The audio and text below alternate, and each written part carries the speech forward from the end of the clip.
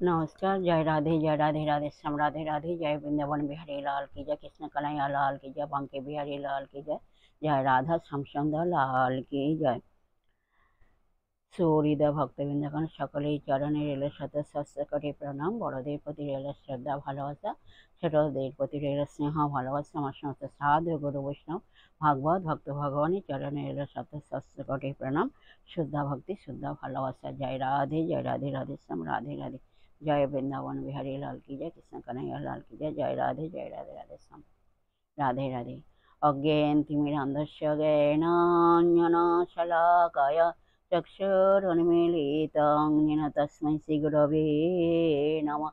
हे कृष्ण करुणा सिन्धु दीनबन्धु जगत्पते, गोपेश गोपिकान्त राधाकान्त नमस्तुते। तप्तकाञ्चनं गौराङ्गीं रङ्गिणीं प्रमदाकृतिं वृषभानुसुतं वन्दे বৃন্দাবনবিলাসিনীম। জয় রাধে রাধে শ্যাম রাধে রাধে। আজকের আলোচ্য বিষয় হলো নারদীয় ভক্তি সূত্রের 26 নম্বর ভক্তি সূত্রটি আলোচনা করা হবে। এর আগে কিছুটা অংশ আলোচনা করা হয়ে গেছে, পরবর্তী অংশ এখন আলোচনা করা হচ্ছে। এই অধ্যায়টা একটু বড় তো ওই জন্য। যাই হোক,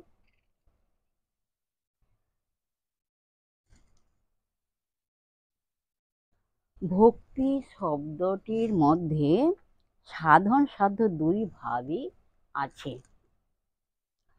হতে পারে সাধনার প্রথম দিকে ভক্তির রূপ তত উজ্জ্বল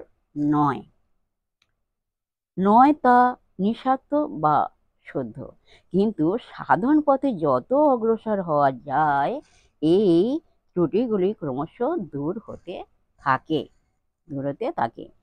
উত্তরোত্তর ভক্তির তীব্রতা ও মাত্রা বৃদ্ধি পায়, ভক্তি শুদ্ধ ও গভীর হতে থাকে। ভক্তি চরম অবস্থায় ভক্তি পরম সাধ্য বস্তু। একই ভক্তি স্তর ভেদে প্রথম থেকে শেষ পর্যন্ত অবিচ্ছিন্নভাবে বর্তমান। শ্রীরামকৃষ্ণ এই কথায় একটু অন্যভাবে বলেছেন। তিনি বলেছেন, পূর্ণ জ্ঞান আর পূর্ণ ভক্তি একই।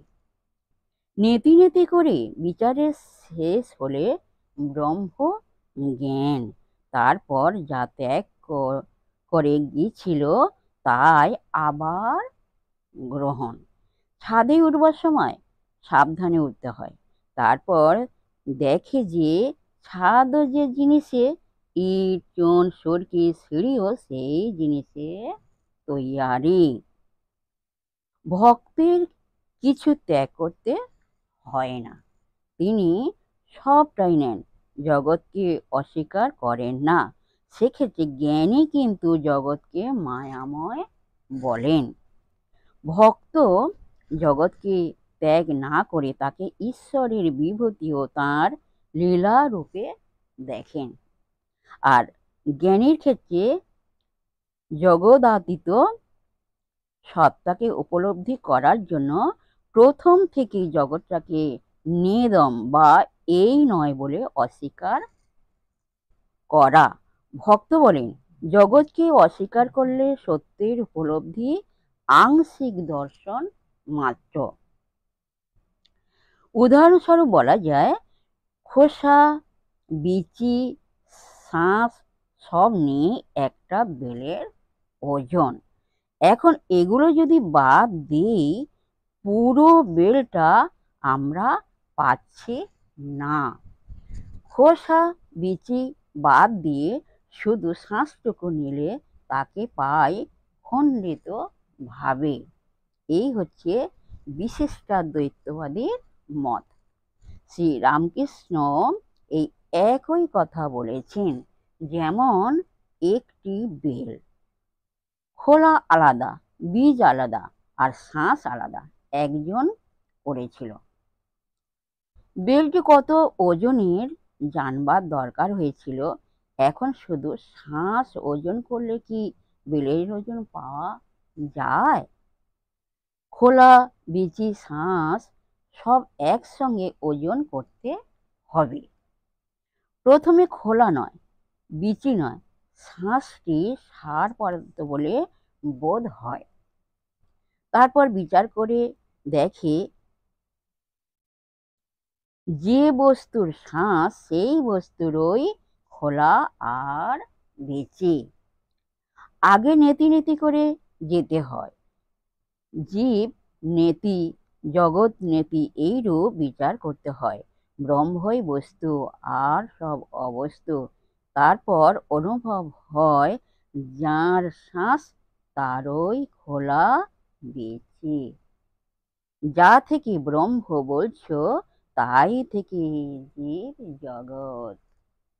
যাঁরই নিত্য তাঁরই লীলা, যাঁরই নিত্য তাঁরই লীলা। এখন দুটি মতের মধ্যে পার্থক্য কোথায়? সাধনার গোড়ায় বিচার সাহায্যে অনিত্য বস্তু ত্যাগের পথ অবলম্বন করে পরম সত্য উপলব্ধি করার পর জ্ঞানী কি বলছেন?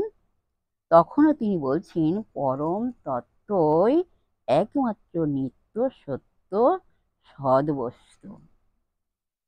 পরিদৃশ্যমান জগৎ অনিত্য, অসত্য। সুতরাং অনিত্য বস্তু ত্যাগের দ্বারাই পরাপ্রাপ্তি সম্ভব।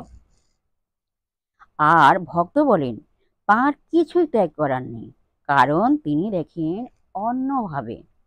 তিনি যা কিছু দেখেন সবই তার কাছে ঈশ্বর। যা কিছু দেখছেন সবই তার কাছে ঈশ্বর। তিনি সর্বত্রই বিরাজমান। হ্যাঁ, তিনি সর্বত্রই বিরাজমান। তিনি আমাকে তথা বিশ্ব জগৎকে ব্যপ্ত করে আছেন। তিনি ছাড়া কোনো বস্তুর অস্তিত্বই নেই। তিনি ছাড়া গাছের একটি পাতাও নড়ে না। আর জ্ঞানী বলছেন যে জগতের কোনো পৃথক অস্তিত্বই নেই। যাকে জগৎ বলছো তা ব্রহ্মই। একমাত্র এক সৎ বস্তু আছেন, ভ্রমবশত তাকেই দেখি বিচিত্র রূপে। আপাত দৃষ্টিতে মনে হয় দুজনের বক্তব্য যেন একই, কিন্তু প্রকৃতপক্ষে উভয়ের মধ্যে গভীর পার্থক্য আছে। ভক্ত বলেন যা দেখছো সবই ব্রহ্ম, আর জ্ঞানী বলেন যা দেখছো তার সত্য অস্তিত্বই নেই। একমাত্র ঈশ্বরই নিত্য ও সৎ বস্তু। এই প্রসঙ্গে মেরি হেল নামে এক ভক্ত মহিলার লেখা চিঠির উত্তরে স্বামীজির বক্তব্যটি উল্লেখ করা যায়। মেরি লিখেছিলেন, আপনাদের বেদান্তের মত তাহলে এই যে সবই ব্রহ্ম। স্বামীজি উত্তর দিলেন, তুমি সম্পূর্ণ ভুল বুঝেছ। বেদান্ত বলেন ব্রহ্ম একমাত্র আছেন, অন্য কোনো কিছুর অস্তিত্বই নেই। বেদান্ত সম্বন্ধে এই প্রাথমিক ভুলটি প্রায়শই দেখা যায়। ঈশ্বর সর্ববস্তুতে আছেন একথা বেদান্ত বলে না। অন্য কোনো বস্তু নেই, এই হলো বেদান্তের অভিমত। এখানে বেদান্তের সুপরিচিত উদাহরণ সর্পরজ্জু। আধা আলো আধা অন্ধকারে আমরা একটি সাপ দেখতে পেলাম, কিন্তু ভালোভাবে দেখার জন্য আলো আনলে দেখা গেল ওটি সাপ নয়, ওটি দড়ি। অর্থাৎ দড়িটারই সত্যকার অস্তিত্ব আছে, সাপের কোনো অস্তিত্বই নেই। যাকে সাপ ভাবছিলাম সেটি দড়ি মাত্র মাত্র। সবই ব্রহ্ম অর্থ সেই রকম। জগৎ বলে যা দেখছি তার প্রকৃত কোনো অস্তিত্বই নেই, তা ব্রহ্মে আরোপিত। অর্থাৎ ব্রহ্মই আছেন, জগৎ নেই। এই হচ্ছে জ্ঞানীর চিন্তাধারা। ভক্তের কাছে কিন্তু সর্বং খলবিদং ব্রহ্ম, অর্থাৎ ভগবানই সব হয়েছেন। তিনি ভিন্ন অন্য কিছুই নেই। যা দেখছি সবই সত্য, কিন্তু সে সত্যতা তাঁরই সত্তায়, তাঁরই অস্তিত্বে জগৎ অস্তিত্ববান।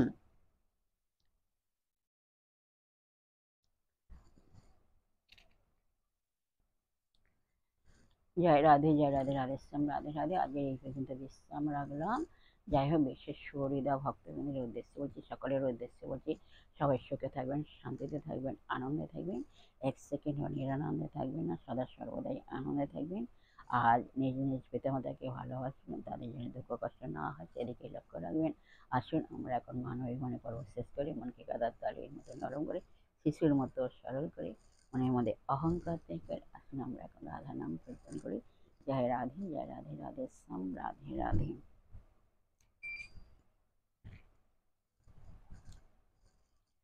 যদি চলে যাই পথে শ্যাম জয় মোর সাথে সাথে, আমি যদি চলে যাই পথে শ্যাম জয় মোর সাথে সাথে, চরণে চরণ ঠেকাইয়া,